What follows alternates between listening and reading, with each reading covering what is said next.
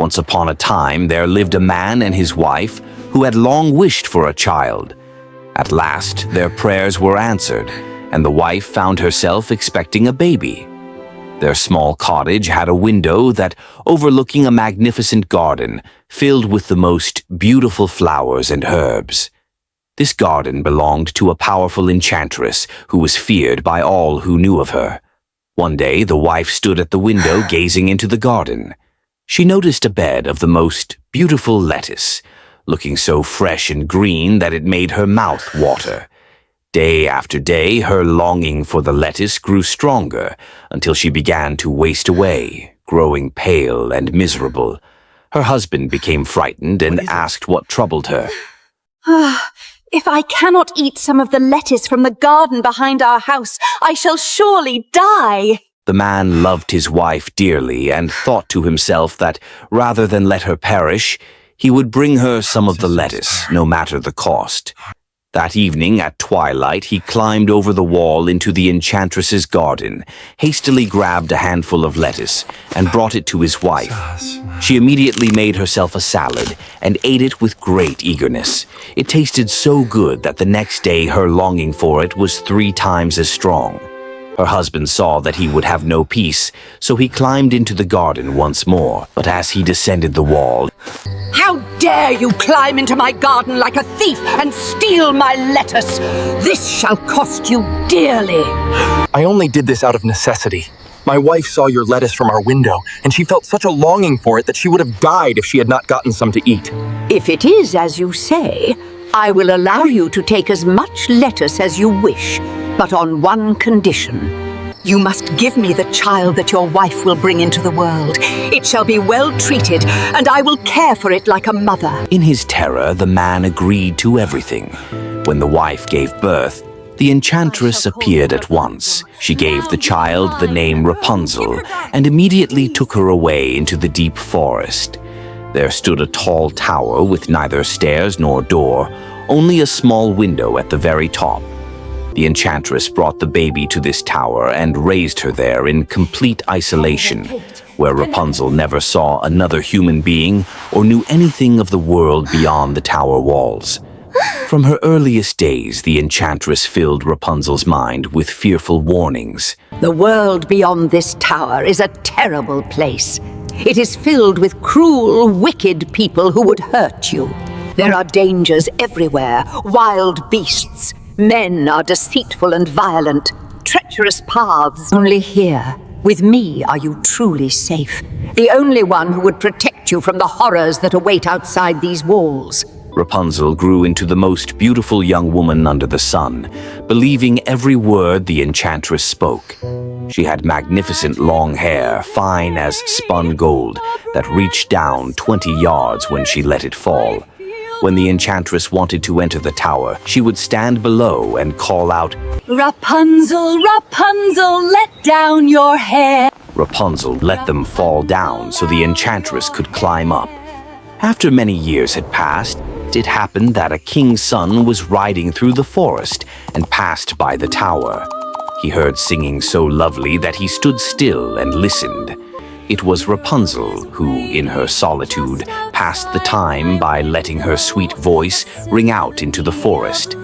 The prince wanted to climb up to her and looked for a door in the tower, but there was none to be found. He rode home, but the singing had touched his heart so deeply that he went out into the forest every day and listened. Once, when he was standing behind a tree, he saw the enchantress approach and heard her call, Rapunzel, Rapunzel, let down your hair. Then Rapunzel let down her braids, and the enchantress climbed up. If that is the ladder by which one mounts, I will try my fortune too.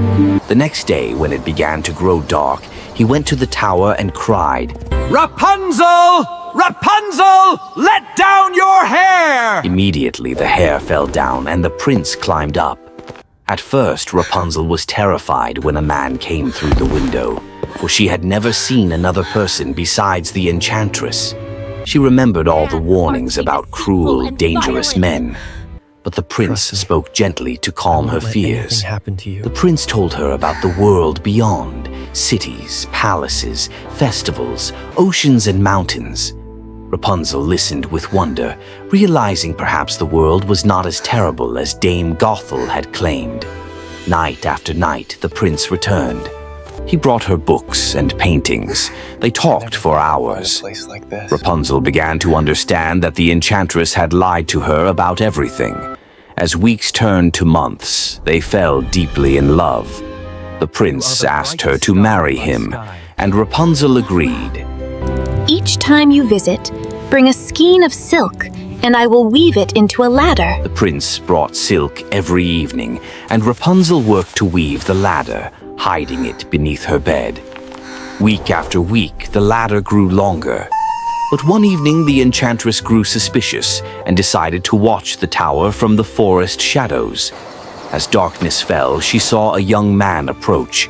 The enchantress's blood ran cold as she watched him call out, "Rapunzel, Rapunzel, let down your hair!" To her horror, she saw the golden braids tumble down, and the man climbed up. The enchantress waited, her fury building. When the prince descended, the enchantress approached the tower. Rapunzel, Rapunzel, let down your hair. Rapunzel let down her hair. The enchantress climbed up swiftly. The moment she entered, her facade shattered. You wicked, ungrateful child! I saw everything! A prince! After I warned you about the cruel, dangerous world. After I told you men would destroy you. Rapunzel found her voice. You lied to me, Dame Gothel. The world is not all cruel and terrible. There is kindness and beauty out there. Lies? I protected you! I saved you from the horrors outside! In one swift motion, she seized Rapunzel's beautiful hair, grabbed scissors, and snip-snap, cut it all off. You want to see the dangerous, cruel world? Then see it! Experience the suffering I protected you from! She began chanting, her hands glowing with dark magic. The air shimmered around Rapunzel. She tumbled through darkness, then fell hard onto burning sand. When Rapunzel struggled to her feet, she found herself in a nightmare landscape. Endless sand stretched everywhere. The sun hung merciless in the sky. Perhaps the enchantress had been right about the cruel world. The next evening, the prince arrived at the tower. Rapunzel! Rapunzel! Let down your hair! He climbed up, but found the enchantress standing there with a cruel smile. Good evening, Prince. Looking for someone? Where is Rapunzel? What have you done with her? Your precious Rapunzel is gone. I sent her to a vast desert wasteland, where she will see how cruel and dangerous the world truly is. She will die alone, suffering just as I always warned her. The cruel world will destroy her. The prince's face went white with rage. You monster! You tortured her with lies and fear! She was mine. Mine to keep safe. And you tried to take her into your dangerous world. Fury overtook the prince. He lunged forward, and in the struggle, the enchantress lost her balance. She fell backward through the window with a terrible scream, plummeting to the ground below. She lay motionless, her evil ended forever. The prince climbed down and began his search immediately. He questioned villagers, traveled to distant lands. Days became weeks, weeks became months, and months became years. Meanwhile, in the wasteland, Rapunzel faced desperate challenges. The first days were terrible. She had no food, no water, no shelter. The sun burned her skin. She wept, wondering if the enchantress had been right about the world's cruelty. But on the third day, something inside her refused to surrender. She remembered the prince's kindness. He had shown her that not all the world was cruel. She would survive to prove the enchantress wrong. She began observing carefully. She followed birds to discover a hidden spring. She watched which plants animals ate and tested them. She created fire and built shelter. Days turned to weeks, weeks to months, and months to years. She became expert at surviving. The frightened girl had transformed into a strong, capable woman. 3 years passed. The prince never gave up.